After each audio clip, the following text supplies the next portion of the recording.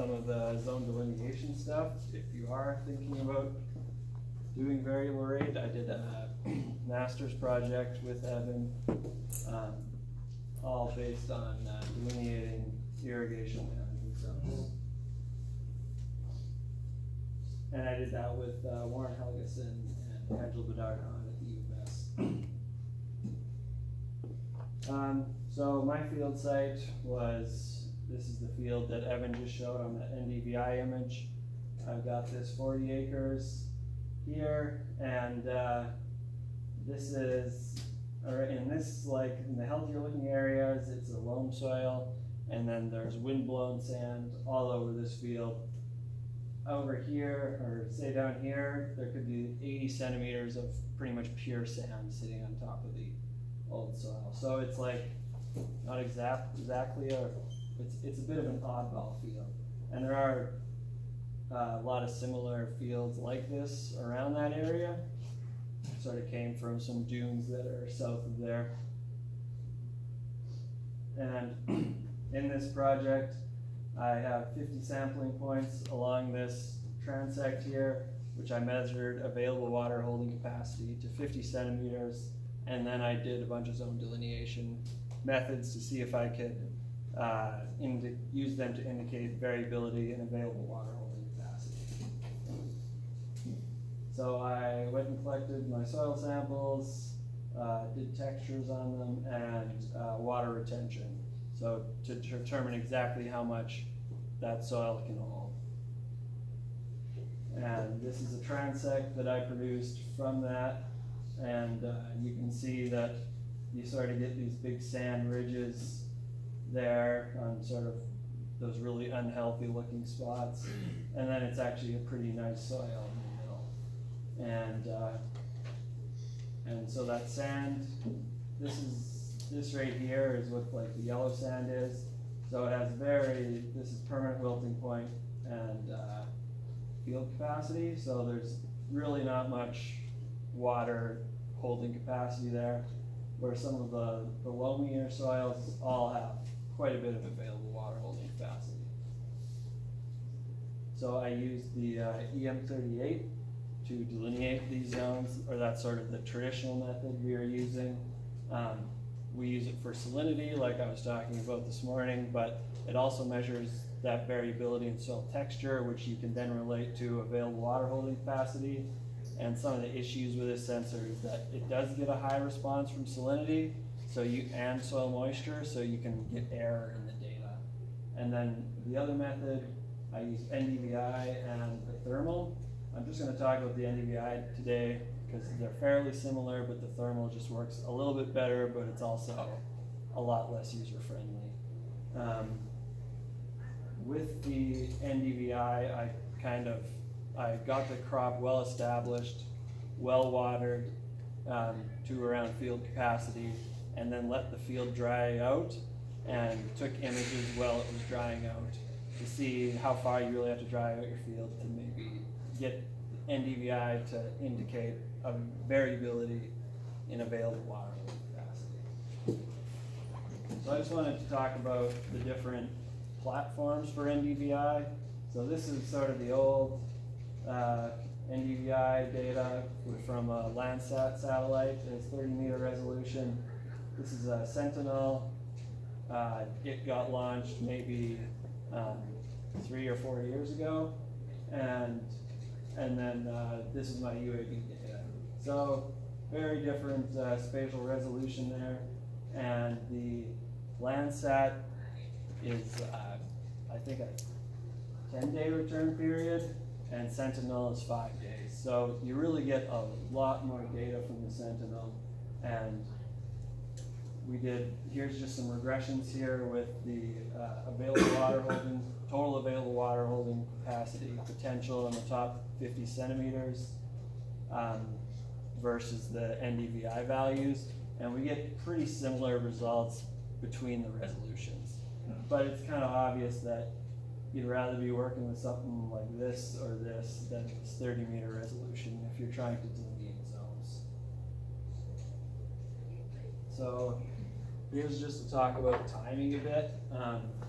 This was samples that I took throughout the field season. And so here we have June 27th, pretty early, pretty light, and I'm sorry, I had wheat on this field. Pretty early, lots of bare spots, not really filled in yet, and hardly see that. But anyways, July, these two are sort of like, you get a poor regression with available water holding capacity, and then once you get to July 12th, it improves a lot, and then once you dry out the field, it improves a lot. And obviously that's not something that everyone's gonna be comfortable with doing, but in some cases there's old data from when the field was dry land that you might be able to get sort of a natural dry down from. And then once the field sort of matures on August 23rd there, the regression just goes completely out of whack.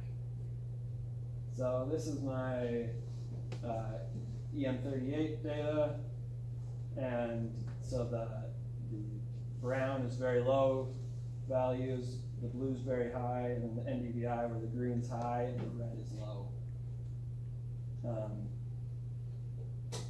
So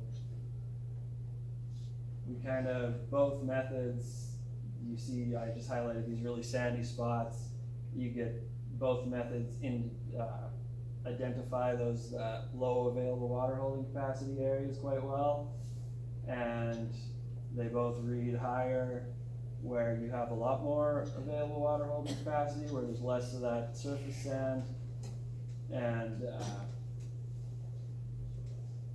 then over here, this area here is kind of where we run into the issue with EM38s. There's not that much salinity on this field, so we don't get a lot of error from salinity, but this is actually still a pretty sandy spot, but it's sort of a depression that has some higher salts. So it reads quite high on the EM38, but it's actually has fairly low available water holding capacity with 30 to 20 centimeters of sand on top of the original soil.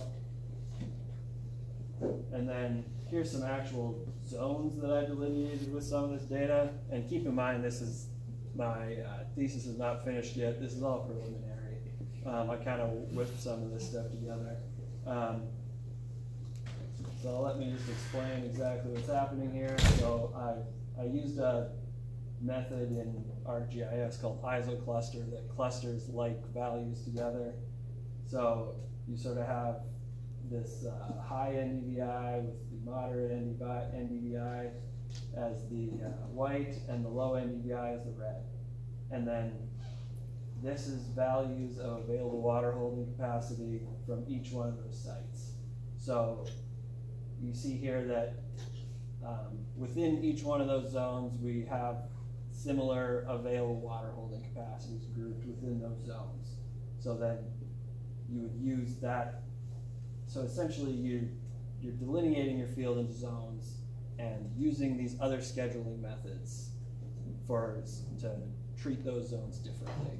So you have, instead of one field in your center pivot, you have 3 fields or 4 fields.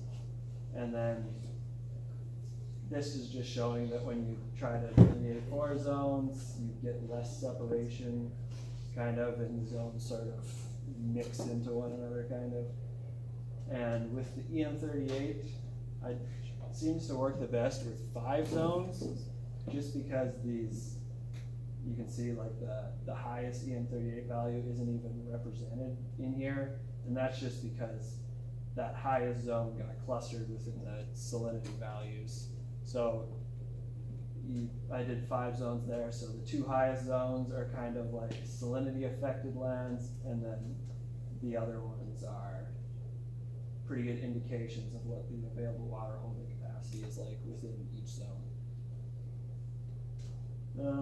So to just go over some conclusions, so the ECA, or the EM38 method, is good at identifying variability in texture, as well as it can indicate salinity for you, which the NDVI just can't really do reliably. Like, it might indicate that to you, but you don't have any actual readings of that salinity. And that's sort of a strength of that method, but it can also be a big problem, because if you have sort of random salinity within your field, you can get a lot of error. And it's pretty burdensome data collection. You got to drive this sled out through your field and get pretty tight spacing, where something like the Ndvi, you can just collect that data for free from Sentinel satellite through the NASA website. Yeah, so Ndvi is really good at identifying variability in soil moisture, but you kind of need to know what the situation is going on in the field. It kind of worked better for us when we irrigated and then dried the field down. And then the crop water stress index, it does work really good, but cameras are a lot more expensive.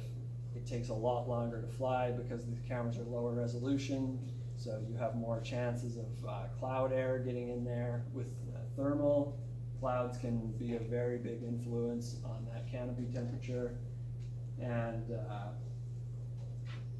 there's no satellite option for thermal for a field scale like this.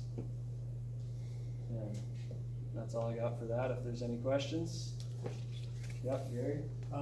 So what color in your back, if you go back to the picture you showed, what color is better growth in that picture? This one? Yeah. Yeah, so the green is the best growth in that field there. And it really does map the sand ridges quite well. So, and this is on July 12th, where the field kind of dried out, but it wasn't really, there wasn't really any crop damage associated with this date. And it really did a good job of picking out those poor sandy areas. What does a Sentinel Ndvi subscription cost for a season? Sentinel is available online. Yeah, I acquired it through like the USGS where you get Landsat data. They have an option in there where you can just check off Sentinel.